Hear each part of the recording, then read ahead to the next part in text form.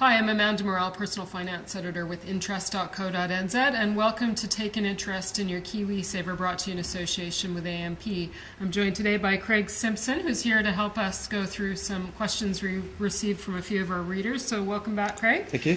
So the first question, we've got a couple today, but the first one relates to building a particular portfolio around one asset only. So I'll read the question out. I'm looking for a KiwiSaver scheme that's fully invested in precious metals.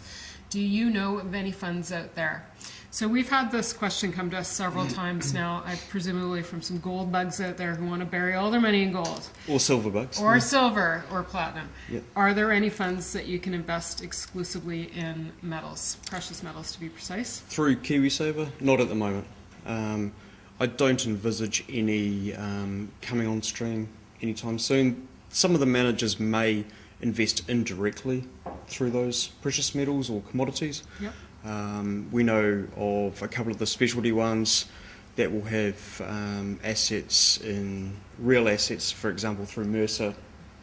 They do it in commodities and timber and forestry and property and the like. So that would be as close as you're probably going to get at this stage. Right. Now, there would be several reasons not to be putting all your eggs in the commodities basket, particularly one asset class like precious metals, which is the risk, right?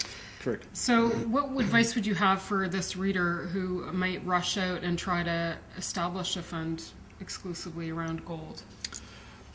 I think in a general sense, because obviously I can't give advice through this forum, but in a general sense, you would have to, one, do it outside KiwiSaver. So you'd be looking for something that replicated gold at the cheapest, or a commodity at the cheapest possible price. So normally you'd do it through a derivative or a futures contract, but you run the risk of then having to take delivery.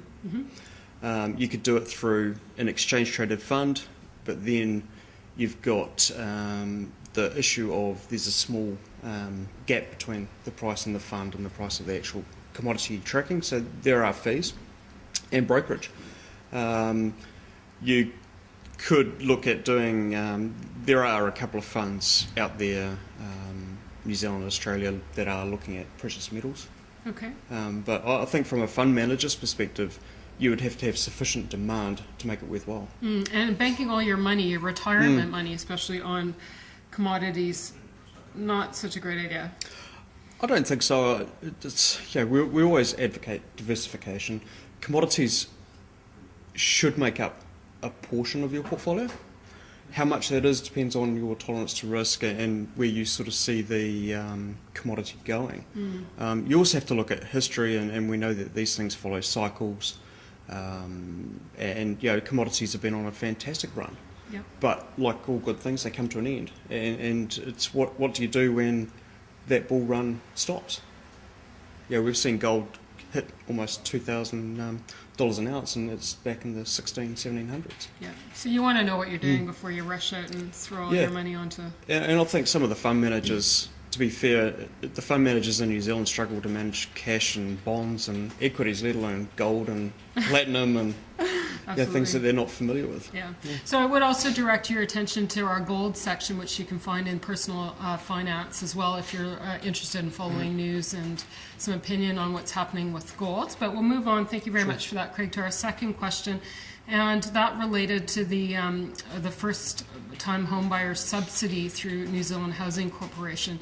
So this person asked, could you tell me, please, if the maximum house price cap for getting the KiwiSaver first-time home subsidy is the QV of the house or the purchase price? So actually it is neither, but I'll get to that in a moment. Now, just to go over the ground rules, and I would also direct you to check out the New Zealand Housing Corporation website, because it's got loads of helpful information on this question.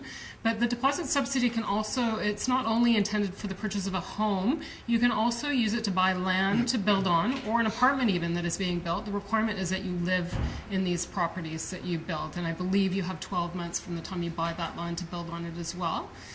So keep in mind, it's not for investment purposes, it is for you to live in. Now, the home deposit subsidy became available on the 1st of July back in 2010, And the house price caps were imposed because they didn't, again, it's intended to aid first-time home buyers.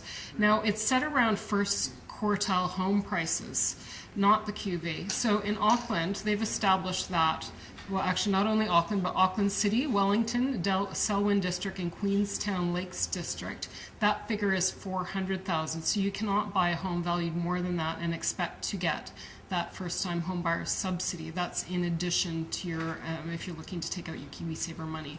And for all other areas, it's currently set at $300,000. Now again, there's heaps of detailed information about qualifying criteria, so I would suggest you check that out a little bit further on the Housing New Zealand Corporation website. So hopefully that's been of value to you. And Craig Simpson has been joining me for another Q&A session on KiwiSaver. I'm Amanda Morrall, Personal Finance Editor with interest.co.nz, and this has been Taken Interest in Your KiwiSaver, brought to you in association with AMP.